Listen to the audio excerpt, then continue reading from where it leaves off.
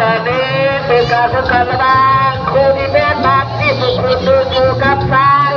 ร่วมกับตาตาดีอยู่กับขวาทางคณะอภิษฎจัดการแข่งขันเขาได้เอาเรือต้องนำเข้าสู่จุดซอยการเกี่ยวการแข่งขันกันลงมาตอนนี้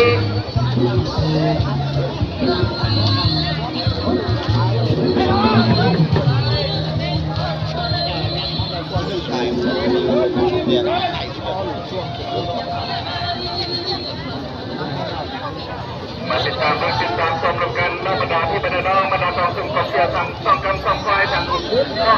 งให้กำลังมุกกัน